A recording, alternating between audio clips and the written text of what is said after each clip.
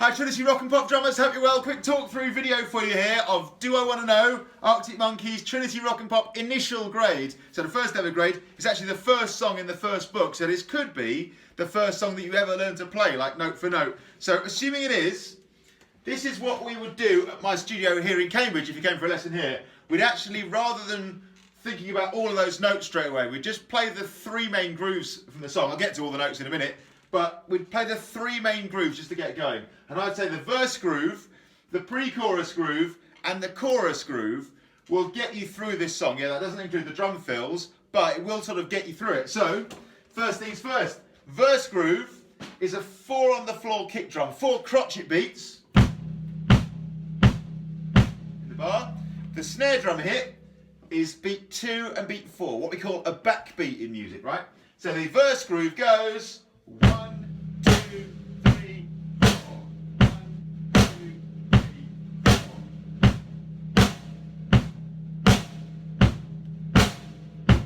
4. So literally kick drum on its own, kick drum with snare drum. Kick drum or bass drum on its own, kick drum with snare drum. That's the verse groove. So I'd say if you really are at the start of playing the drums, just groove along with that for a bit. The pre-chorus comes in the 4th line, in the 5th line even, and it goes like this.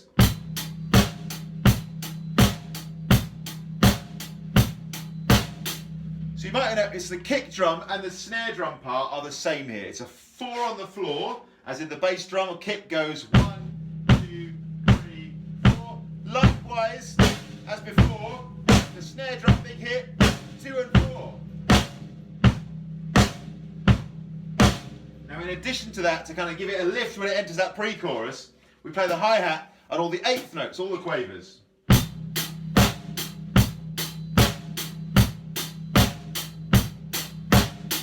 Now this may or may not be a groove you can kind of already play. Like I would say for a lot of guys, well, if they've had lessons here, we've probably played through a few grooves of this sort before you move on to this song. But for a lot of people starting this grade, that's totally new. What I'm going to do is, in the description for this video, put a link to a video where I talk about that groove and another video which talks about the various sort of 5 or so grooves that you'd need really to get started on the drums, initial grade, grade 1.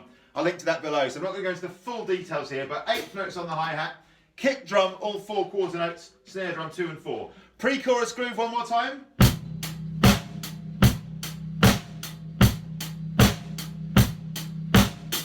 Now the chorus groove is really simple. It goes back to, certainly again if you had lessons here, the first ever like drum beat, full drum beat you would learn. And we typically do it on the hi-hat first, but it would go with a quarter note feel, as in 1, 2, 3, 4. It would go.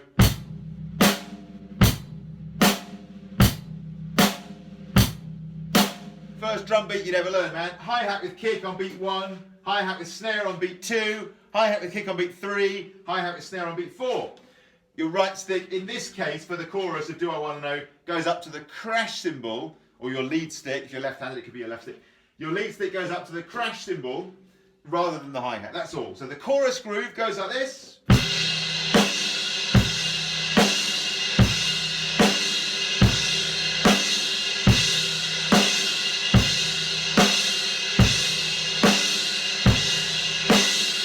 Just 1, 2, 3, 4. I'm going to recap. The verse groove goes like this.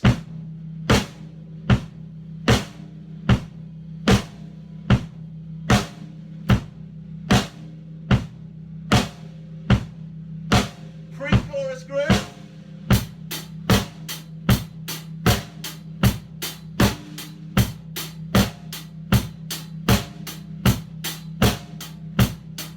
And chorus groove.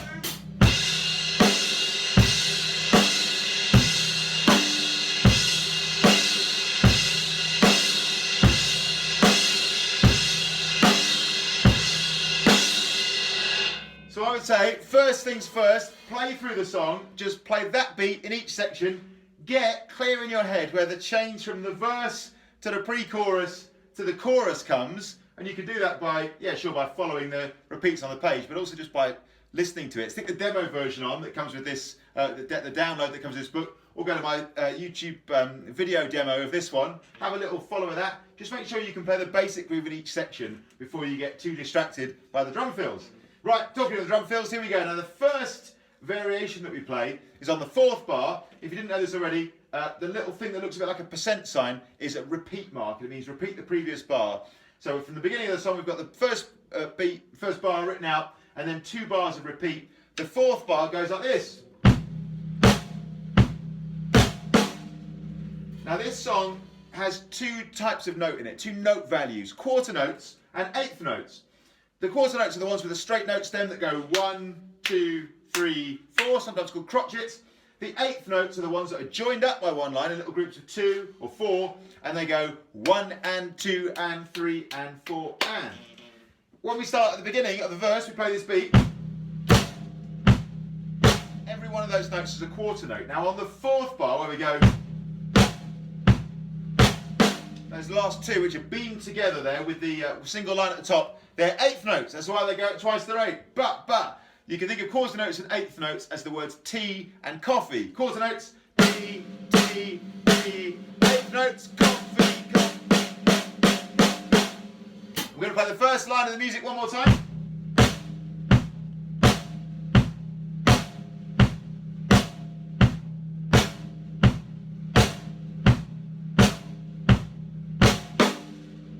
The rest of the tune just is variations on that in terms of the drum fill, so it's always quarter notes and 1/8 notes.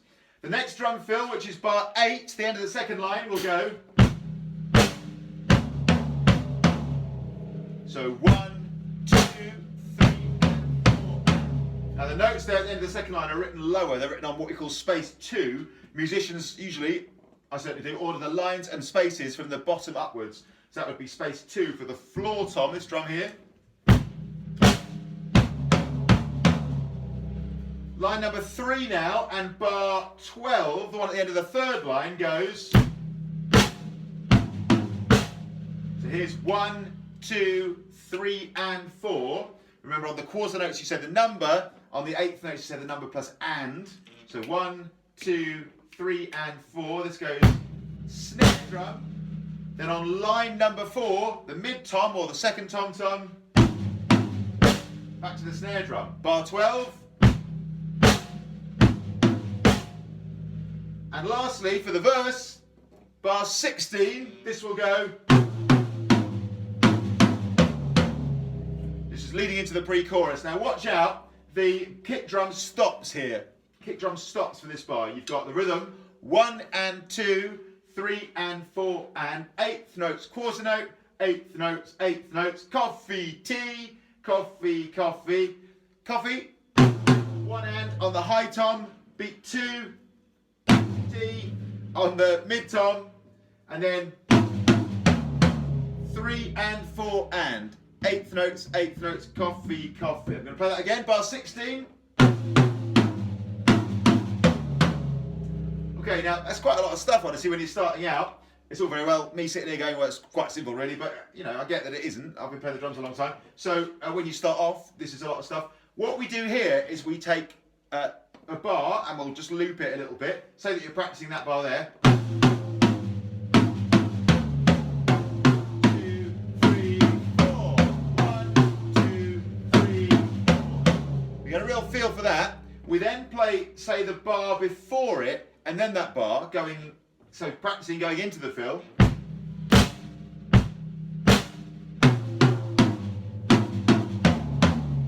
And then one thing we do a lot of is we loop the whole line, and this is really about getting a feel for this moment. So this will be 13, 14, 15 and 16. The 4th line of the music, I'll do this. Bar 13. Bar 14. Here we go.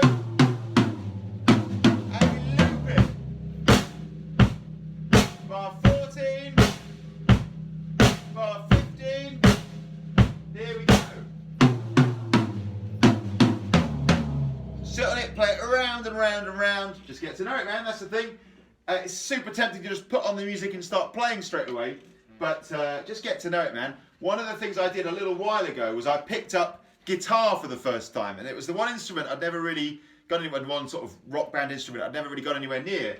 And I could play piano a bit and sung a bit, and played drums a lot, and I hadn't really ever picked up a guitar. So, because when I started doing this job of teaching people, especially people at this end of things much more, I really wanted to feel what it was like to be a beginner at something, because it's very easy for me to just go, oh, it goes like this, it goes like this. And you know, when you do this job, it's quite easy to just find yourself just dishing out advice.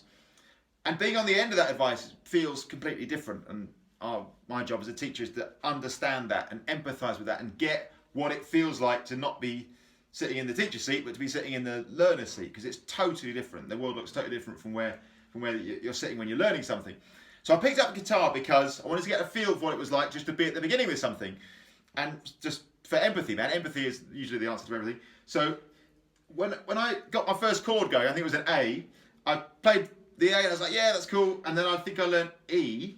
So I played a bit of E, I was like, yeah, all right, got it. And then I think it was D, was the third chord. And I remember the first song I ever tried to play was Three Little Birds, Bob Marley. And I was like, I think it's A at first. So I played the A and I was like, yeah, great. And the singing comes in, and then you realise the chord change is coming. You're like, oh, hold on. It's just horrible at first, because then you realise, the thing I realised, which was a real interesting revelation, was it's not really playing the stuff, it's the changing from one bit to the next. It's the little transitions in the music which slow you down at first. So going back to this tune, this is the big thing to do, I think, when you're a beginner. I think it's such a great thing to do, is just to play around these little moments. And even stuff like doing a bar of groove and a bar of drum fill, a bar of groove and a bar of drum fill, just drilling those changes will actually get you to the point of being able to play this song smoothly, way faster than just playing with the music over and over again. So those little things are so important. Just things like looping the line there, like we did with 13 to 16, unbelievably important, really, really helpful. Anyway, I'll keep going. Pre-chorus now. There's a drum fill at the end of the fourth bar here. This is bar 20. This goes 1, 2, and 3, and 4. Hopefully by now you're getting the hang of the counting and the feel with the quarter notes and the eighth notes. It goes. So 1, 2, and 3, 4. Bar before, and then that bar would go.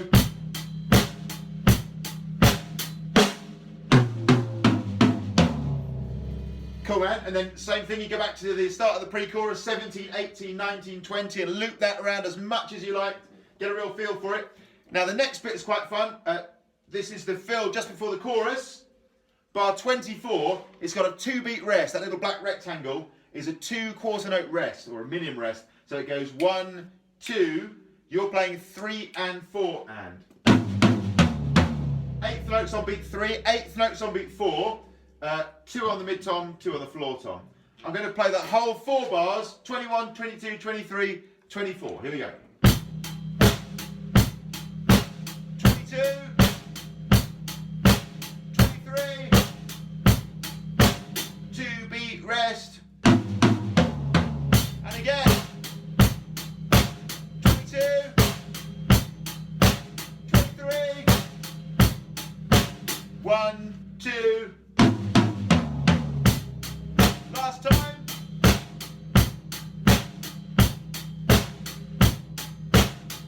Here we go, and 1, 2. Top tip here, count the gap, don't just guess. People say, how many seconds is it? It's not a number of seconds, man. It's about beats. Music and drumming is about beats. Count those beats. 1, 2, 3, and 4, and. Cool. Next bit is the chorus. We've got the chorus groove down. First drum fill here, bar 28. You might, just in case you haven't figured this out, the number at the start of each line is the bar number. It doesn't label every single bar. It only labels the bar at the beginning of each line. So the chorus starts with 25, should have worn my contacts, 25, and so the one at the end of the line here is 28, right? 25, 26, 27, 28. Here's bar 28.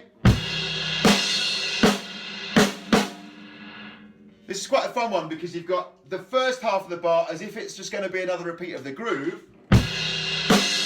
Then you've got 3, 4, and on the snare drum. Tea, coffee. I'm going to play the whole of that first line of the chorus, 25 to 28.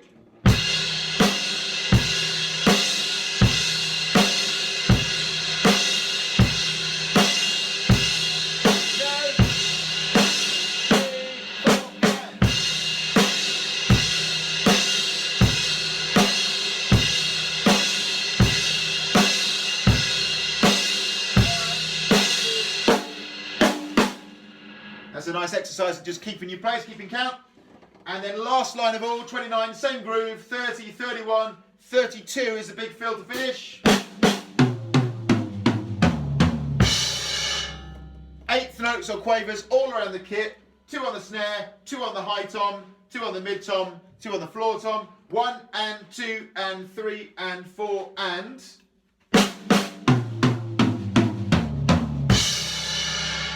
Nice big crash on beat 1 to finish. Here we go, man. Last line of the music.